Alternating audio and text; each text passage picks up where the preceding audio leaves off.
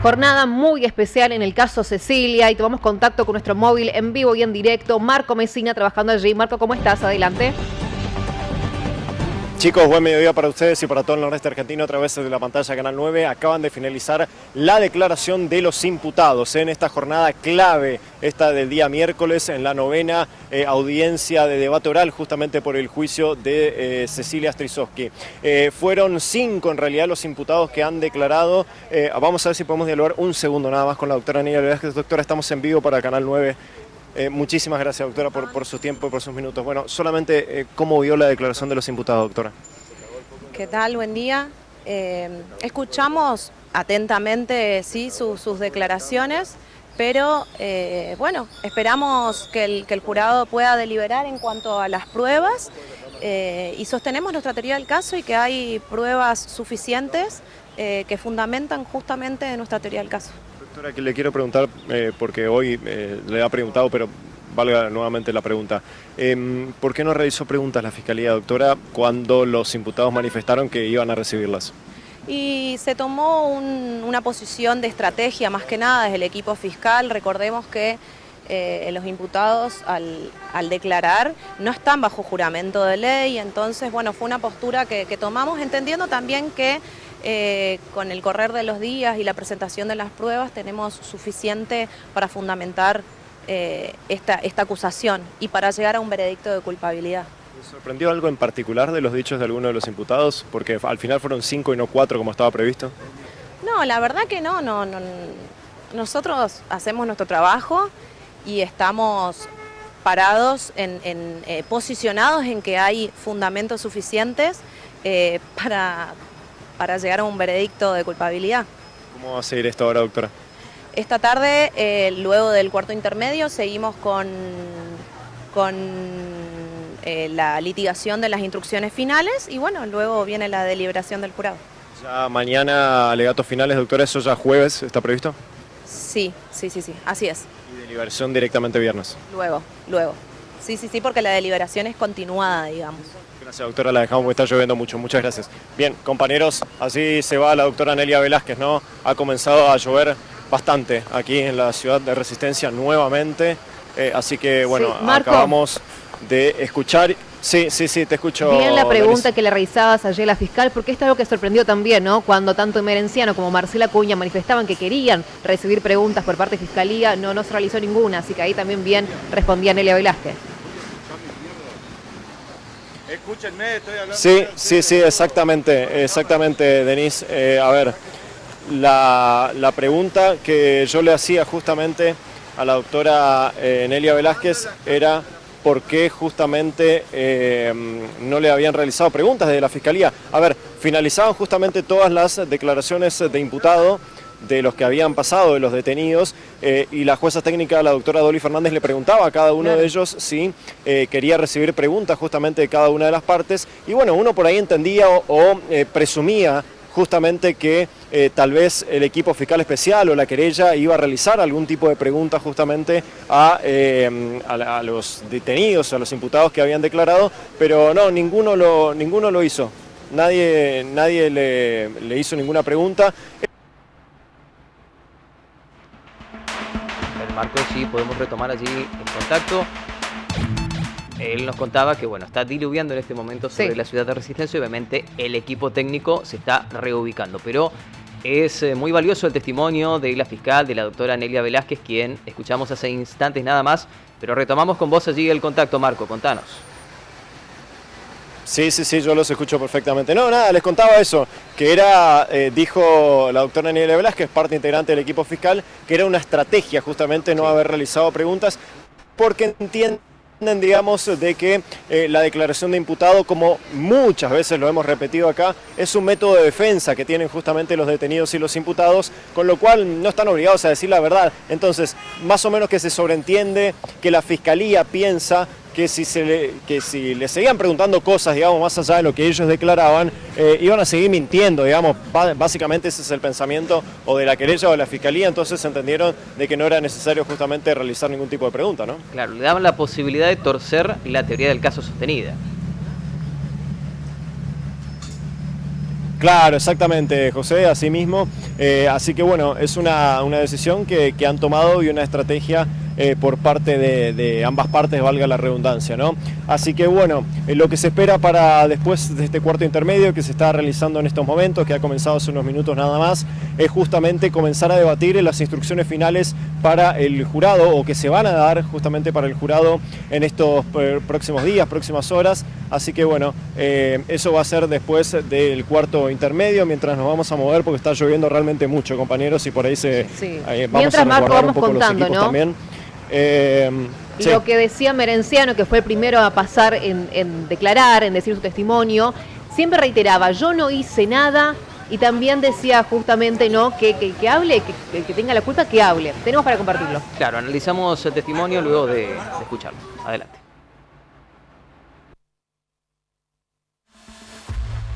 Yo ese día que me investigan y que me acusan de algo que nunca cometí, hice todo lo mismo. Y se investigan antes de ese día, porque la cámara no estaba desde ese día frente a mi casa. Esa casa se vendió hacía 3 o 4 años, porque había fallecido el vecino de ahí, después la viuda falleció también, y estuvo en venta como 3 o 4 años, ya hacía como 4 o 5 años que se vendió. Podían tomar las grabaciones de 4 o 5 años y yo salía todos los días al mismo día, más o menos al mismo horario, cambiaba según invierno o verano. Y los días sábado y domingo, y los feriados, y la lluvia, nunca dejé de ir a trabajar. Nada más con la única diferencia, que ni una empresa hizo plata construyendo con eso. Nadie hizo plata con eso. Y yo no me quedé con ninguna casa. Y ni una persona va a decir que alguien le cobró un arroz. Y siempre vino el Instituto de Vivienda a entregarle a todos su carpeta. Yo solamente fui un intermediario y estoy orgulloso de haberlo hecho. En homenaje a mi mamá, 12 hijos, 12 hermanos somos nosotros. Y me crié en rancho, tierra de barro. Mi mamá empleada doméstica, y la casa le puse el nombre de las mujeres siempre. Y ese día hice lo mismo, me levanté, me bajé. Cuando hice la casa, porque yo hice mi casa, saqué un préstamo en el Banco del Chaco y construí mi casa ahí arriba de la casa, que ya era herencia de mi señora. Yo construí mi casa porque abajo no inundábamos todo, porque estaba todo desnivelado, porque era una casa muy, muy antigua. Y si no bajé nunca más abajo, se transformó en un depósito abajo por eso, porque yo tuve mucho tiempo ahí abajo, y cada vez que llovía teníamos que levantar todas las cosas y estar en la cama nomás. Y no tengo remordimiento ni me condeno por esto ni por lo otro, si hice bien o no, cuando algunos me quieren condenar porque corté la calle, digamos. Era el mecanismo que en ese momento encontraba para hacernos ir y llegar a donde llegamos, digamos, ¿no? Y bueno, si me condenan por eso, que me condenen porque corté la calle algunas veces. Y si no, bueno, también. Pero lo único que le puedo decir es que yo ese día hice mi rutina, que yo no cometí ni un delito. Y bueno, mi camioneta ahí estuvo, no sé si nos lo revisaron, no quisieron. Mis celulares los entregué ese día, todo. La verdad, yo pensé que en cualquier cosa menos en lo que después me dijeron cuando estaba preso. Sigo estando preso hoy. Y ya tenían todo lo que hoy dijeron y dicen de mí. Solamente lo que dicen. Y yo lo único que hice siempre fue hacer lo que siempre me propuse hacer. Yo me enteré estando preso lo que pasó. Por eso yo a los 11 o 12 días por ahí yo quise decir lo que yo dije, está en el expediente lo que yo declaré. Porque ya hacía como 12 o más días, no sé, 12, 15 días por ahí. Y fui ahí en la comisaría tercera y declaré porque no estaba de acuerdo con lo que escuchaba que yo hice y que me acusaban a mí. Absolutamente nada. Estuve encerrado en un lugar chiquito así, como estoy hasta ahora. Nada más que después empecé a tener, ahora sí, el diario, me llegan 1 o 2 diarios por semana. Tengo una radio, tengo una pava eléctrica y algo así. Pero mucho tiempo estuve absolutamente sin nada porque como no me podía defender de otra manera, digamos, es la primera vez que le puedo decir a mi semejante, porque ustedes son ciudadanos como yo, lo que pasé, lo que viví, lo que hice. Realmente yo hice eso y yo creo que si me condenan, me van a condenar porque construí el barrio. Porque otro delito no cometí. Ese sí es un delito porque las empresas no llevaron plata de ahí. No hicieron plata con los pobres en esa oportunidad. Y yo, hablando del caso, ojalá que lleguen a hacer justicia. Ojalá que las justicias que tomen ustedes sean las que corresponden. Porque ustedes son los que van a tomar la justicia. Y yo lo único que le quiero decir es que en mi caso yo no hice nada. Y no porque yo lo diga, sino porque tampoco está en la investigación. Yo entregué mi celular ese día, en el allanamiento. Estaba mi camioneta ahí, que quedó ahí, no sé cuánto tiempo habrá estado mi camioneta ahí. Como un año tuvo mi camioneta ahí, en el garage. Y quedó ahí, no lo vi más, nunca más. Yo lo único que le digo es que yo no hice nada. Y no me investigaron ni para atrás, qué hacía yo los días anteriores, a quienes le llamé o a quienes le mandé mensajes. No, yo no le mensajé a nadie ni antes, ni durante, ni después, porque no sabía nada, ¿no? Bueno, y todo el mundo nos manejamos con celular, todos saben ustedes que funciona así, digamos. No, la verdad que no sé por qué me padezco esta situación. Pero yo creo que, así como dijo el doctor Gómez, lo único feo de todo esto es que hoy esté acá acusado de algo. Que si es que sucedió, es cierto, es aberrante. Pero yo no tengo nada que ver en eso. Absolutamente nada que ver. Y lo más feo, que ojalá no le deseo a nadie, es que le acusen de algo del que no se pueden defender. Porque si dicen que no y trata de justificarse, mienten. Y si dicen que sí y tratan de demostrarlo, tampoco van a poder. O sea, de todo no se puede defender uno. Yo no me puedo defender. ¿Cómo me voy a defender? Ojalá yo lo hubiese sabido. No hubiese estado acá, ni hubiese caído preso. Nunca en la vida le defendí a alguien, y eso que, hablando de compañeras que tuvieron acá, que han pasado por ese momento, que me dijeron, porque fulana o fulano está en esto, o porque le pegó a la mujer, o porque robó esto, pues, el que cometió un delito que se haga cargo de su delito. Y mi mamá nunca tuvo que prostituirse para criarnos a nosotros. Trabajaba en 3, 4 casas limpiando pisos, limpiando mugre ajena, y nos crió a todos igual. Y yo estoy acá preso, acusado de algo que no hice, pero ninguno de mis hermanos están acusados en ningún lado, ni preso ni nada. Y lo único que sufrió mucho mi hermana cuando mi hermano estuvo combatiendo en Malvinas. Ese fue el único momento malo que pasamos. Pero después teníamos necesidad, pero teníamos salud y teníamos la familia, que es lo más lindo. Y creo que yo le rindo homenaje a mi mamá, por eso le daba la casa a las mujeres. Yo no pensé en eso, ahora saco esta conclusión. Porque si no hubiese pasado por esto, capaz nunca me daba cuenta también de que sin querer le estaba rindiendo un homenaje a mi vieja al darle la casa a las mujeres que sufrían o padecían lo mismo que padeció ella y padecimos nosotros. Señor del jurado, lo único que le digo es que yo no hice nada. Que me midan con la vara que le dicte su conciencia.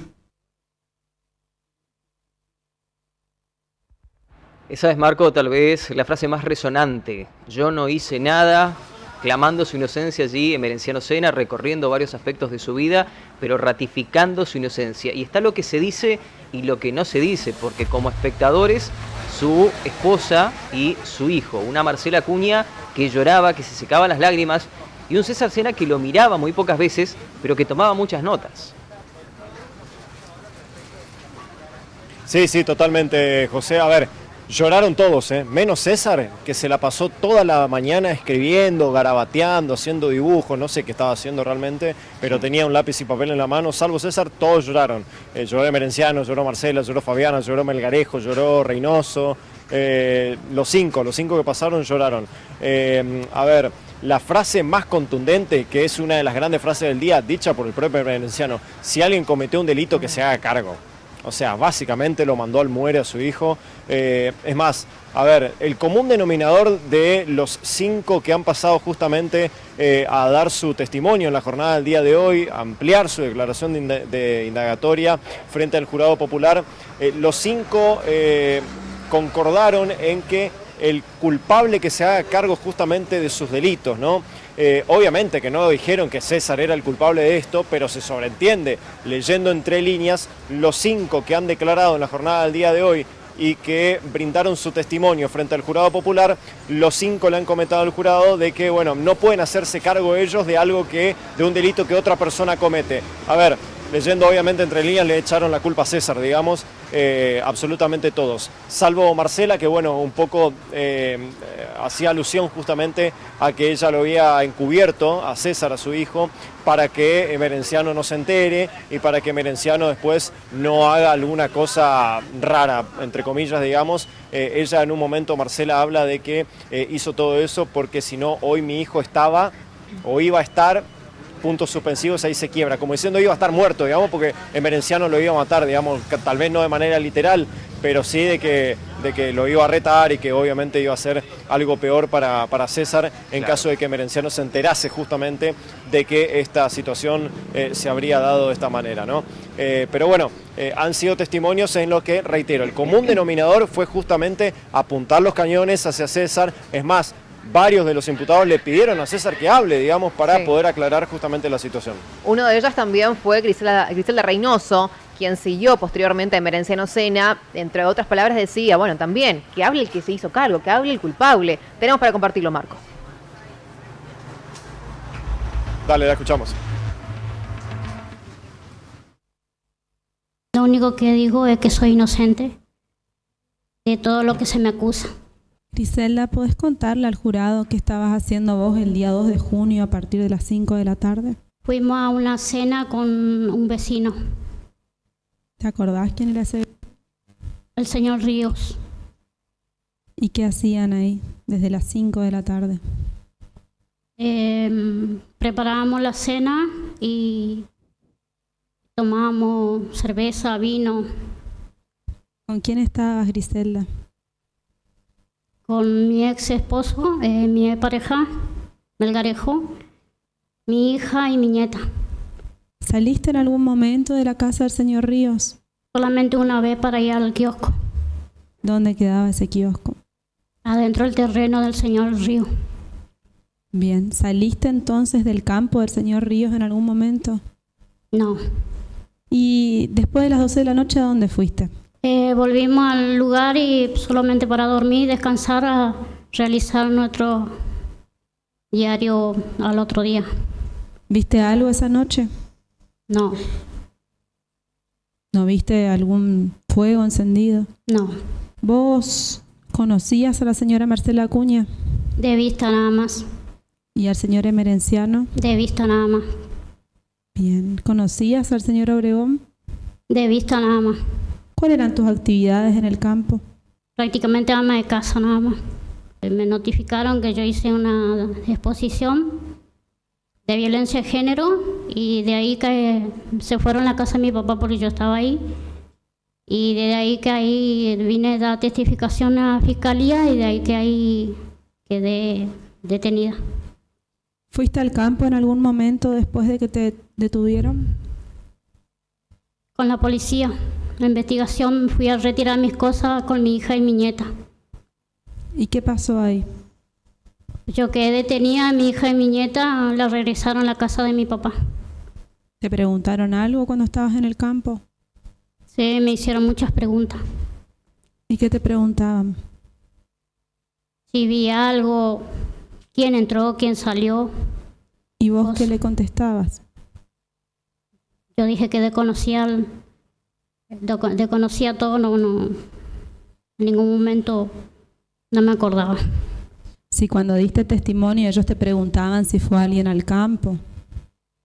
Sí. ¿Y vos qué contaste? Que ingresó a la mañana aproximadamente un auto blanco. Pidieron unas herramientas, se fueron hasta el fondo. No recuerdo cuánta hora o minuto. Regresaron, dejaron la herramienta y se retiraron. Griselda, te pregunto, ¿y cuándo vos tomaste conciencia de lo grande que era esta investigación? Cuando recibía las amenazas. ¿Qué amenaza? Amenaza por celulares. ¿Y cuando te cambiaste de unidad, recordás si viste algo ahí? Ahí sí, amenaza de las compañeras mismas. La opresión de la policía y todo. Griselda, ¿vos escuchaste qué es lo que dice la fiscalía que hiciste vos? ¿Cómo te considerás con eso? Inocente. No tengo nada que ver con él, con lo que me acusan, como le dije al principio. Soy inocente, las palabras de Griselda Reynoso, y vamos a contextualizar un poco, Marco, ¿no? Griselda Reynoso, tanto junto a Melgarejo, eran los encargados, ¿no?, del campo, los caseros, y también estaban acusados de avivar de alguna manera el fuego que estuvo encendido por horas, y ella bien decía, no vi ningún fuego encendido. Claro, exactamente, Denise. Ella cuenta, estamos hablando de Griselda Reynoso, que ese día, el 2 de junio del año 2023, habían ido a comer justamente a la casa de don Rodolfo Ríos, quien es justamente un vecino de ahí, el Campo Rossi, que vino inclusive a testimoniar acá en los días anteriores y que, bueno, ese mismo día habían estado tomando desde las 5 de la tarde hasta las 12 de la noche aproximadamente, que volvieron a su casa del Campo Rossi, en donde trabajaban ellos, y que no vieron absolutamente ningún tipo de fogata, ni quemazón, ni nada por el estilo, ¿no? Ahora me quedo con la última frase, ¿no?, que decía Griselda Reynoso: soy inocente, yo no tengo nada que ver con él. Prácticamente un acto fallido, digamos, haciendo alusión a César Sena. Nuevamente, no lo nombra, pero yo no tengo nada que ver con él, dice, con el supuesto autor, digamos, material de este femicidio, ¿no? Y que así solamente que, bueno, los esa es una conocía de las de grandes vista, frases Marco. también que ha dejado la declaración.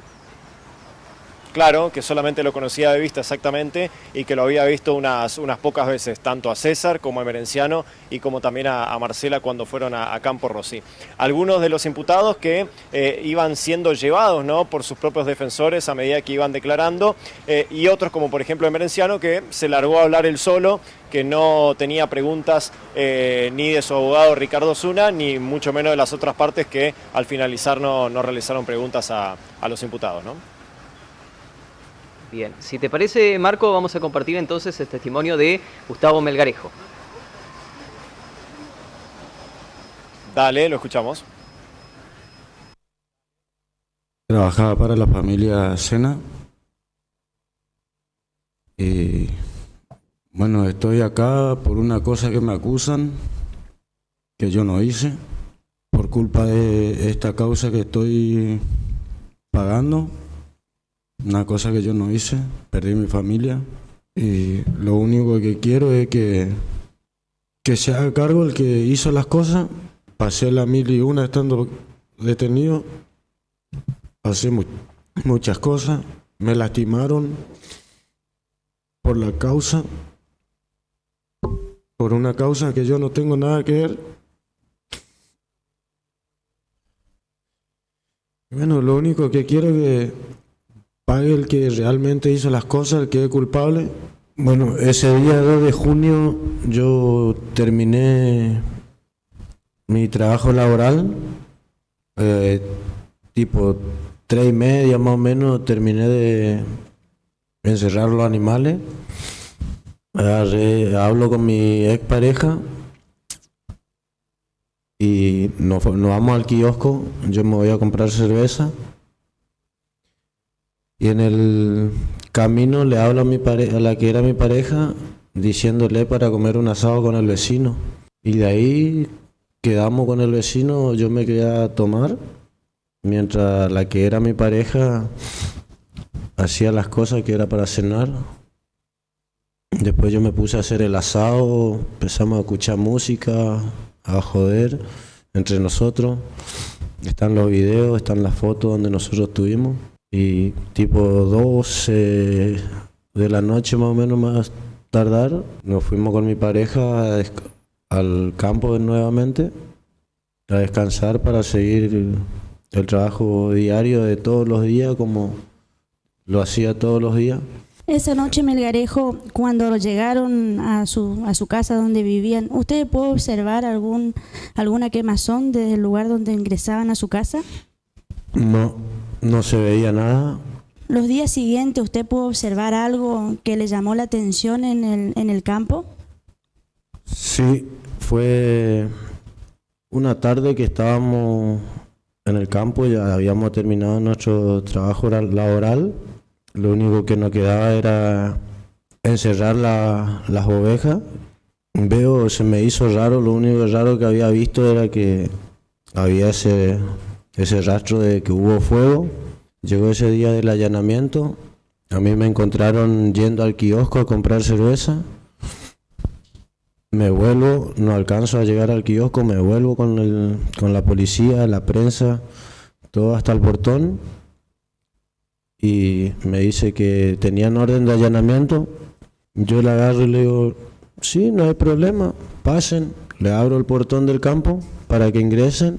Y vine y me senté ahí afuera, donde estaba al lado del portón, en la grutita, al lado de los policías. Me senté con ellos mientras tomaba mi cerveza y llovía. Entró al campo, de ahí yo la acompañé. Me preguntaron si había visto algo raro en el campo. Y yo le dije que no. Lo único raro que he visto que fue donde he visto el fuego, que hubo fuego que quemaron. Lo único. Y le llevé y le mostré este lugar donde hubo esa quemazón. Y de ahí quedé detenido hasta el día de hoy, sin saber por qué, sin hacer nada. Simplemente porque estuve en el campo, siendo un peón, trabajando para mantener mi familia. Melgarejo, ¿recordás si en alguna oportunidad fueron algunas personas al campo después de que vos hayas visto esa quemazón? Sí. ¿Puedes contar eso, por favor? Fue Gustavo Obregón y César fueron. Nosotros justo estábamos dando de comer a los chanchos el forraje. Llegaron y me pidieron una pala. Le dije dónde estaban las palas.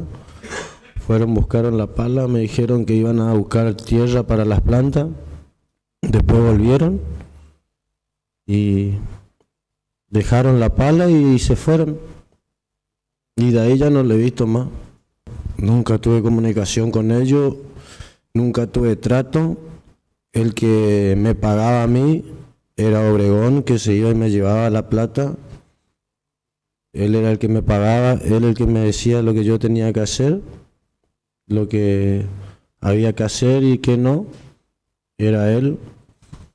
Al señor emerenciano le veía cuando se iba al campo, que él llegaba, porque yo trato con ellos, nunca tuve trato, sino que ellos llegaban, yo agarraba mi caballo y me encargaba de mi trabajo, que era cuidar los animales y nada más. Ellos estaban, si se iban al campo, se iban, quedaban ellos en su lugar donde ellos estaban, yo en el campo como siempre cuidando los animales, y era hola y chao y nada más. Nunca tuve trato, nunca hablé, nunca tuve ni una relación con ellos.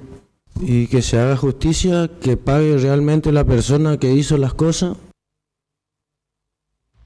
Bueno, lo escuchábamos, Marco, a Gustavo Melgarejo en tono a lo declarado por Griselda Reynoso, que era el puestero del lugar, que no inició el fuego, que no lo mantuvo, sí vio rastros de la quemación y que no mantuvo comunicación con Emerenciano Sena y con los Sena en general. Sí, exactamente, José, que se haga justicia y que pague realmente el que cometió, digamos, este delito. Fue la frase final de allí de Melgarejo, que bueno, un poco contó lo que había hecho ese día, 2 de junio. Básicamente la primera parte fue muy parecida a la declaración de su expareja Griselda Reynoso. Y bueno, y después fue el único que lo nombró directamente a César y Obregón, digamos, con nombre y apellido, teniendo en cuenta de que mencionaba de que de que días posteriores, el 6 de junio precisamente, habían ido César y Obregón justamente a pedirle unas palas y después se la habían devuelto, ¿no?, a él. Así que bueno, fue, además de obviamente de Marcela, el único, mejor dicho, que lo mencionó a César y a Obregón con nombre, digamos. El resto encubiertamente o entre líneas, digamos, lo mencionaba directamente a César, pero sin decir su nombre, ¿no? Y también resaltar, ¿no?, Obregón y César, los dos únicos que no hablaron, que no declararon la jornada del día de hoy. Está bien en su derecho, pero tampoco manifestaron ningún tipo de testimonio. También lo que decía Melgarejo, ¿no?, que se haga cargo el que hizo las cosas y por algo que no hice perdí a mi familia. Un poco lo que se viene replicando en todos estos testimonios que fuimos compartiendo en la jornada, como así también Fabiana González, que también asume y dice, si hay un culpable que pague. Vamos a escucharla. Dale. Bueno, lo que le quería contar es que yo siempre hice, digamos, las tareas virtuales de todos los días de mi trabajo. Siempre fui a la casa de Marcela. Siempre fui a la mañana, a la tarde, de noche, porque era mi deber de ir a abrirle al que iba a sacar la basura, al que iba a sacar donaciones. Ese día que la señora Acuña me pidió que done la cama, el colchón, yo virtualmente le llamé a Alfredo Aguirre, el que siempre sacaba las cosas de la casa de ella, donaciones, como otros elementos que siempre se donaba, porque ahí funcionaba como una fundación también a la vez. Nunca me imaginé que eso no vi, digamos, que tenía sangre, como dicen, digamos, porque yo en ningún momento alcé. Alfredo fue, sacó, llevó. Nunca limpié, yo no soy la chica de limpieza de la casa, nunca yo hice limpieza, siempre acompañé a las chicas que limpiaban, a las chicas que iban a buscar la ropa para llevar al lavadero, abrir la puerta, ir a buscar boletas, a comer con ellos, porque yo era como la hija de Marcela, era como mi mamá, digamos. Hace 2 años que me están culpando por algo que yo no hice. 2 años y medio. Mi bebé tenía 2 años y medio cuando a mí me detuvieron. Ahora tiene 5. Se quedó con su hermana. Se quedó con su hermana y yo quiero estar con mi hijo. Si hay un culpable, que lo pague. Porque yo tengo una hija adolescente. Tengo ahora mi nieta. Y con Marcela, yo siempre agradecida, siempre, igual que con Emerenciano. Ellos eran como mis papás, ella siempre me enseñó, incluso terminé mi secundario, me enseñaba que yo siempre estudie, porque el día que mi hija tenía que estudiar, mi hija no me iba a reprochar a mí.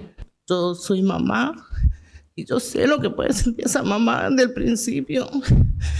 Nunca pensé vivir esta tormenta que viví todos estos 2 años y medio. Y si hay un culpable, que lo pague. Que tiene que pagar.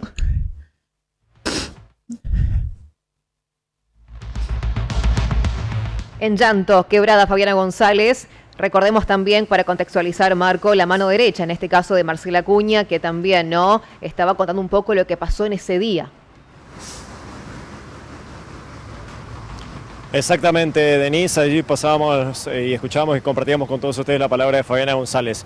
Nuevamente, el que es culpable tiene que pagar, digamos, lo mismo que todos los imputados que han declarado justamente en la jornada del día de hoy, incluso hasta el propio padre de César Sena, estamos hablando de Emerenciano, ¿no? Los que yo le contaba hoy más temprano en una salida anterior. Es el común denominador de los 5 imputados que han pasado frente al jurado popular en esta jornada de día miércoles. El miércoles bisagra para toda esta investigación, para todo este juicio por jurado, en donde en un par de horas nada más va a comenzar a deliberar nada más ni nada menos que el jurado popular para dictaminar una culpabilidad o no de los imputados. A ver, esto se va a realizar el día viernes que está previsto. Lo que se va a realizar después de este cuarto intermedio, en los cuales se ha sometido por parte de la jueza técnica Dolly Fernández este juicio por jurado en este día miércoles, va a continuar con lo que son las instrucciones o el debate de instrucciones finales hacia el jurado popular.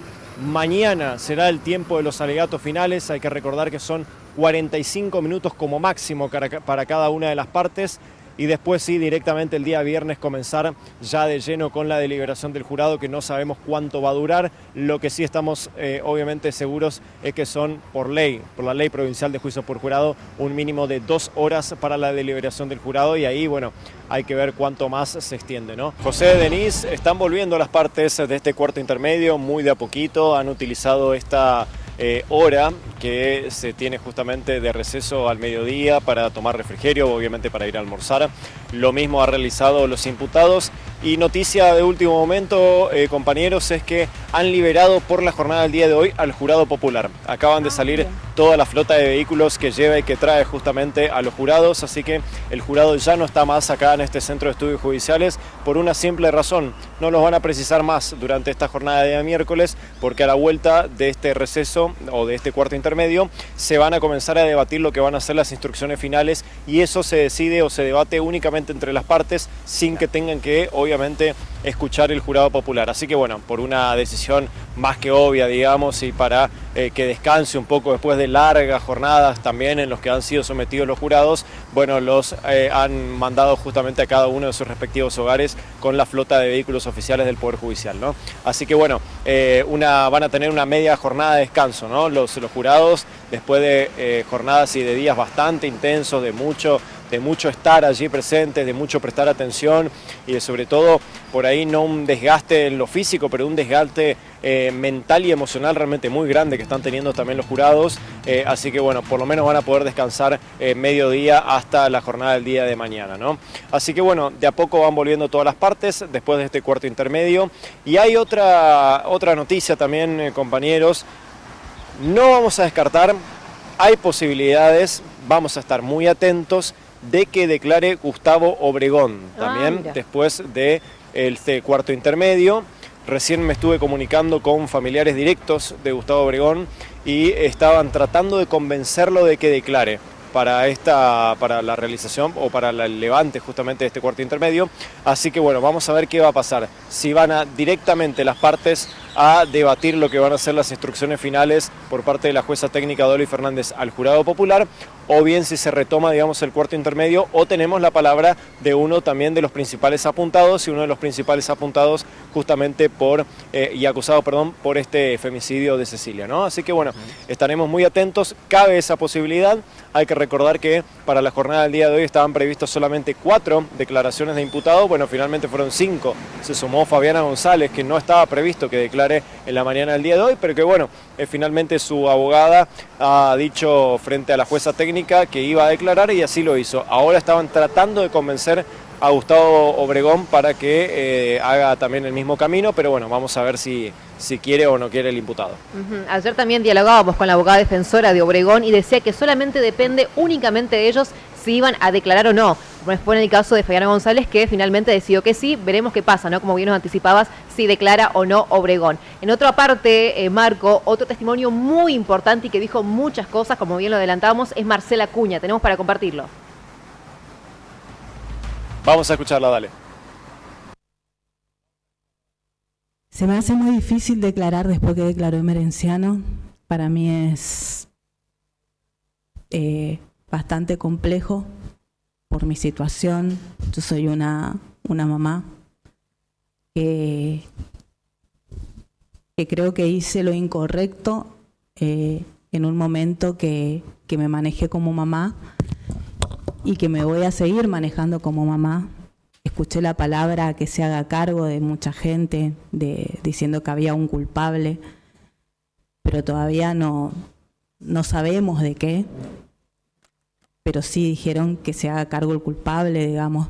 Y yo creo que la demostración no es las palabras se las lleva el viento, sino las acciones y la historia de uno. Uno no nace dentro de un momento de la vida de uno es producto de la historia. Desgraciadamente, por todo lo que luchó mi papá, yo no tuve la posibilidad de poder defenderme, no tuve la posibilidad de poder salir ni siquiera en los medios cuando me acusaban de asesina, no sé, que era un poco más Freddy Krueger, y después me cambiaron a que no, que en realidad estoy acá porque dejé mi casa para irme, para que puedan entrar y mi hijo pueda matar a alguien, digamos. Eso es lo que yo entendí de la Fiscalía. Y la verdad que me duele mucho esto porque amo a mi hijo. Amo a mi hijo y es lo único que con Emerenciano nos unía. Yo siempre fui la encargada de la parte educativa de César. Emerenciano siempre me decía, yo me encargo de la militancia, vos te encargás de la parte educativa de tu hijo, hace todo lo que sea la parte intelectual, pero lo emocional no desarrolló mi hijo. Cuando yo la conozco a Cecilia era una chica más, cuando la conozco de las otras compañeras que tenía César.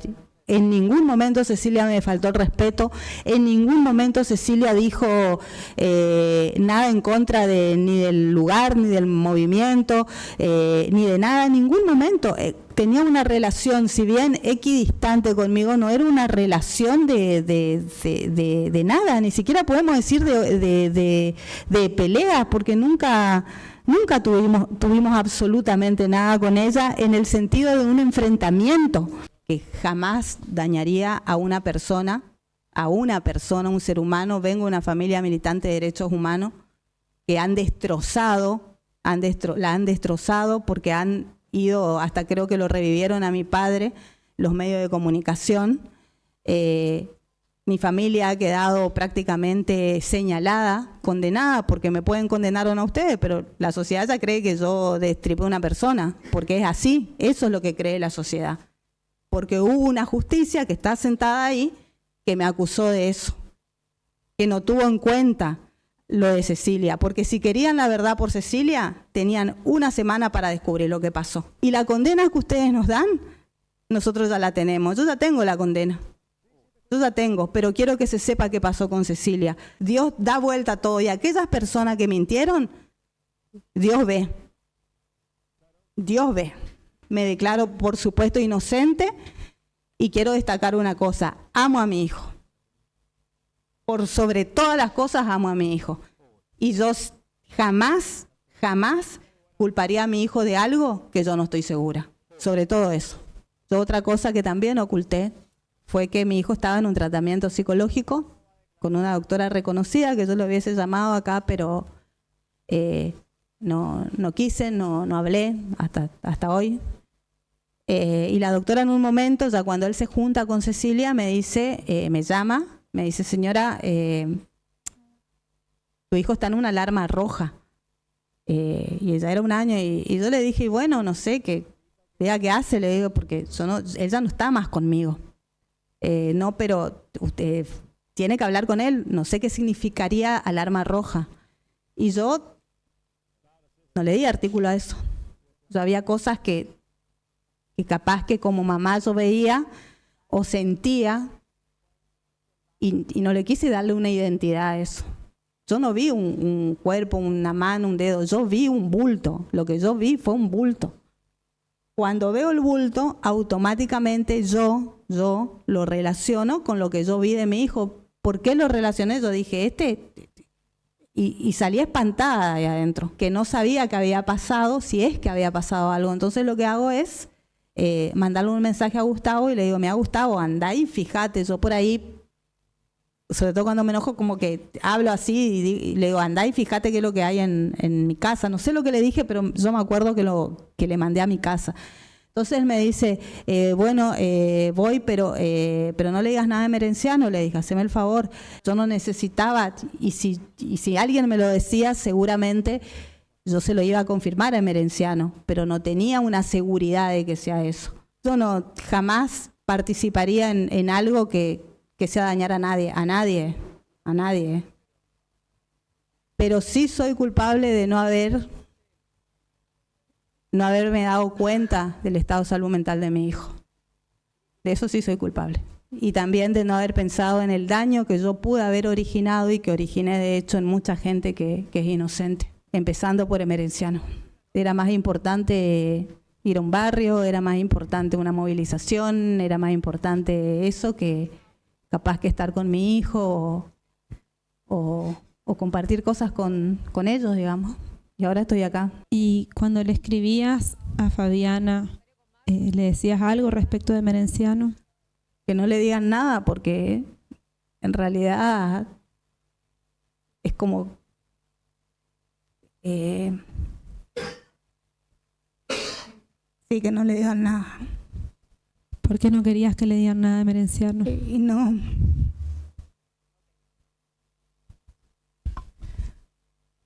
Porque si era lo que pensaba, mi hijo va a estar...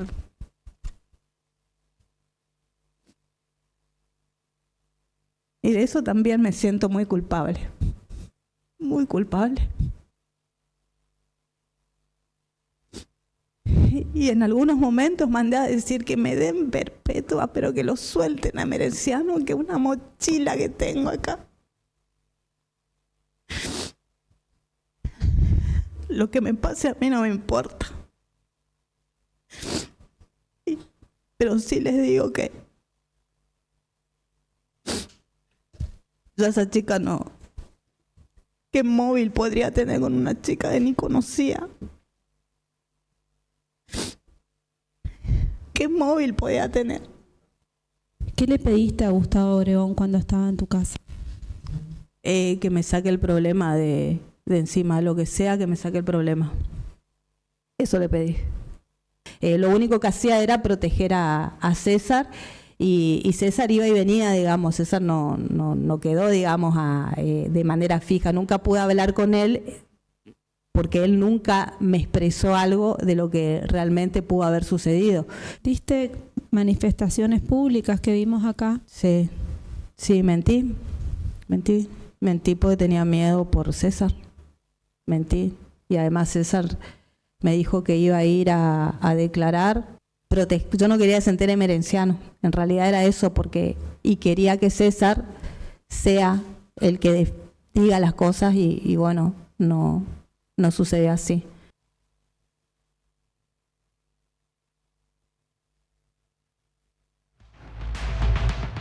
Hice lo incorrecto en un momento que me manejé como mamá. Arrancaba así diciendo Marcela Acuña en su testimonio, Marco.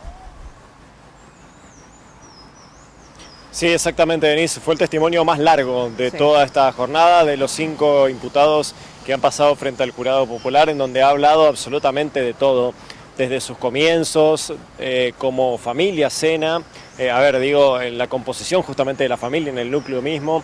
También ha hablado de lo que ha sido el nacimiento del barrio, cómo ellos se fueron incorporando justamente en la construcción de viviendas y demás, del movimiento Saúl Acuña, de su padre. Bueno, toda una historia familiar realmente que ha comenzado Marcela con esa retórica. Y después, bueno, ha pasado particularmente a lo que ha ocurrido justamente ese 2 de junio y por qué ella hizo lo que hizo y por qué mintió como mintió y por qué ocultó lo que ocultó. En palabras obviamente de Marcela Acuña, ¿no? Que hizo todo eso para no exponer a César de lo que iba a potencialmente realizar su padre, ¿no?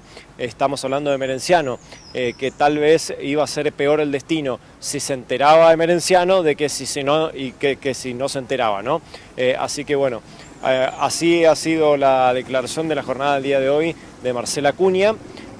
Reitero, la más extensa, la que más frases ha dejado, bueno, obviamente tratando de ponerse en un modo de encubridora de su hija, pero hay que reiterar y hay que recordar a la gente que en caso justamente de que sea declarada por el jurado popular como una encubridora, directamente recupera su libertad porque el encubrimiento en lazos directos de sangre no tiene ningún tipo de valedero y no es ningún tipo de delito, ¿no? Exacto, no es punible. Marco, como siempre, excelente trabajo, muchísimas gracias. Gracias, compañeros, acá nos quedamos un rato más. Muy bien, continuamos siempre con el caso Cecilia, minuto a minuto, a través de Noticiero 9 y las redes.